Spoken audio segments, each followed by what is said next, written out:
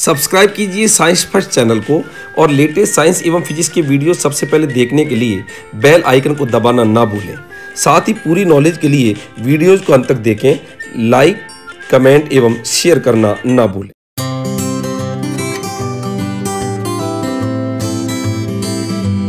नमस्कार दोस्तों, स्वागत है आपका साइंस फर्स्ट चैनल के अंदर।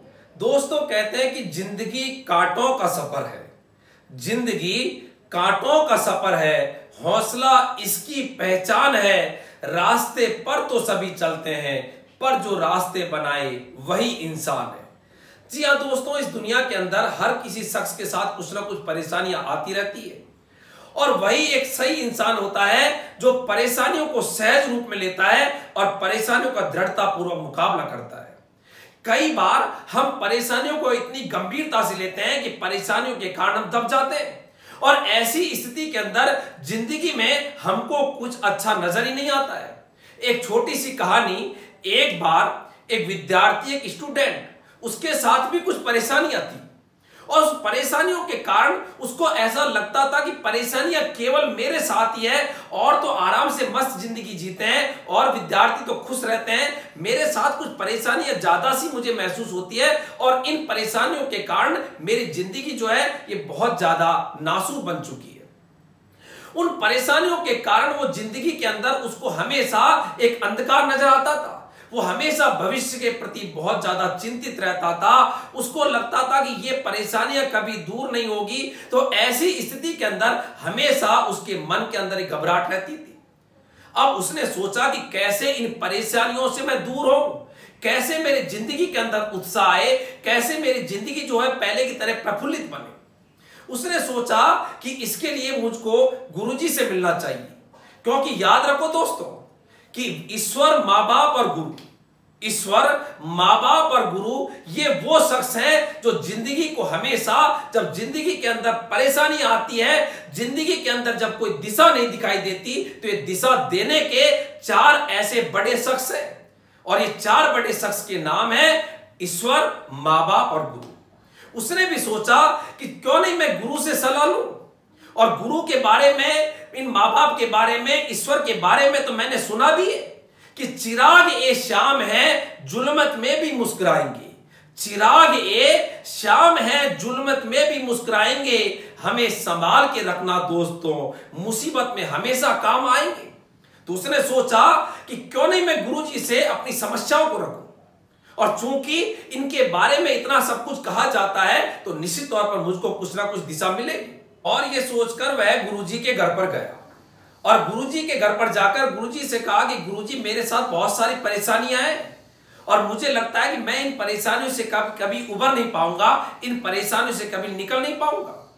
मुझे मेरी परेशानियां औरों से बहुत ज्यादा बड़ी नजर आती है। गुरुजी ने कहा कि हर किसी के साथ ऐसा ही होता है, हर कोई यही सोचता है कि मेरी परेशानी औरों से बड़ी है, जबकि ऐसा नहीं है। बहुत सारे शख्स आपके अलावा भी ऐसे होते हैं जिनकी परेशानियां आपसे भी ज्यादा होती है। गुरुजी ने अपनी बात को समझाने के लिए उस विद्यार्थी को, उस स्टूडेंट को वो किचन के अंदर ले गए, रसोई के अंदर ले गए और रसोई में ले जाके वहां पर 3 स्टोव चालू करे और 3 स्टोव चालू करने के बाद में 3 भगोनी ली और भगोनी के अंदर पानी भर के तीनों स्टोव पर रख दिया और उसके बाद में एक भगोनी के अंदर आलू डाल दिए, दूसरी भगोनी के अंदर कुछ अंडे डाल दिए, एग अंडे डाल दिए और तीसरी भगोनी के अंदर कॉफी बीन्स डाल दिए, कॉफी बीन्स। और उसके बाद में समान समय तक वहां पर आलू, अंडे और कॉफी बीन्स को उबाला गया, समान टाइम दिया और जब उनको समान समय तक उबाला गया उसके बाद में तीनों भगोनियों को उन स्टोव से उतार लिया गया और उतार के उसने उस विद्यार्थी से कहा, उस स्टूडेंट से कहा कि कुछ समझ में आई? तो स्टूडेंट ने कहा कि गुरुजी, मेरे तो अभी तक कुछ भी समझ में नहीं आई कि आपने एक भगोनी के अंदर आलू उबाले, एक भगोनी के अंदर अंडे उबाले और एक भगोनी के अंदर आपने कॉफी पीस डाले और सबको समान समय तक आपने उबाला और उबाल के नीचे उतार दिया। अभी तक तो मुझको इस पूरे के पूरे दृश्य के अंदर, इस घटना में कुछ भी समझ में नहीं आया। तो गुरुजी ने कहा कि अब एक काम करो, इनमें मैंने जिस चीज को उबाला उनको आप टच करो, स्पर्श करो। तो वहां पर उस विद्यार्थी ने आलू को टच करा, आलू उबलने के कारण नरम हो चुका था। तो कहा कि गुरुजी, आलू तो नरम हो गया, गुरुजी ने कहा कि दूसरी भगोनी के अंदर जो चीज है उसको टच करो। दूसरी भगोनी के अंदर अंडे थे, जब अंडे को उसने टच करा तो कहा कि गुरुजी ये तो उबल के दृढ़ हो गए, कठोर हो गए। तीसरी भगोनी के अंदर जब गुरुजी ने कहा कि टच करो तो कहा कि गुरुजी टच किसको करूं, इसके अंदर कॉफी बीन्स जो है वो पूरी तरह से घुल गई और इसमें तो सुगंध भी आ रही है। तो गुरुजी ने कहा यही जिंदगी के अंदर परेशानियों को देखने का दृष्टिकोण होता है। मैंने तीनों को, आलू को, अंडे को और कॉफी बीन्स को समान टेम्परेचर दिया, अर्थात तीनों के साथ समान समस्याएं थी, लेकिन तीनों ने उन समस्याओं के साथ अलग अलग प्रकार से ट्रीट किया। कोई समस्याओं के साथ नरम हो चुका था, कोई समस्याओं को साथ कठोर बन चुका था और कोई समस्याओं को अपनी जिंदगी के अंदर घोल के और जिंदगी के अंदर खुशबू भी आ रही थी, अर्थात उसकी जिंदगी महक भी रही थी। ऐसे ही हमारी जिंदगी के अंदर होता है।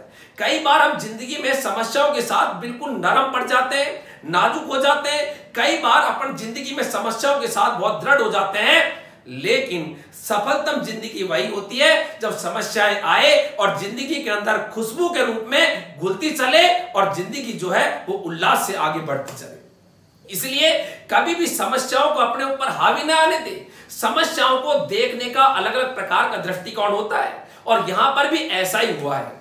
सभी का समान टेम्परेचर, समान उष्मा देने पर सभी का उन समस्याओं के प्रति अर्थात खुद के बिहेव के प्रति सभी का जो नजरिया था, ट्रीट जो था, वो अलग अलग प्रकार का था।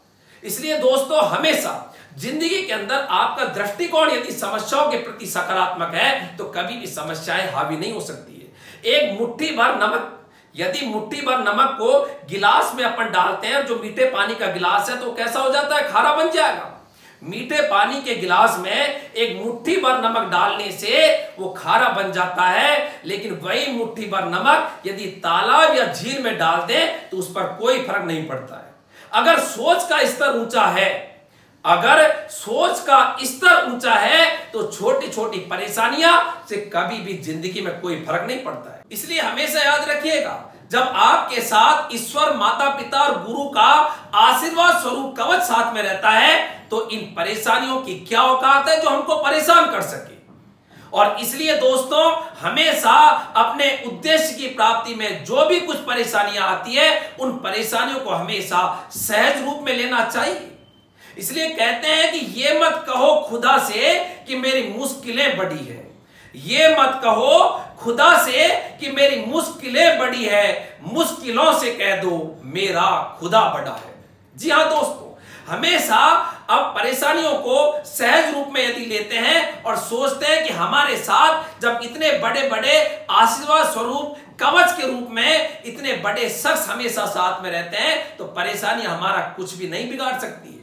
इसलिए उद्देश्य की प्राप्ति में कभी भी परेशानियां आए, उन परेशानियों को कभी भी गंभीरता से नहीं लेना चाहिए।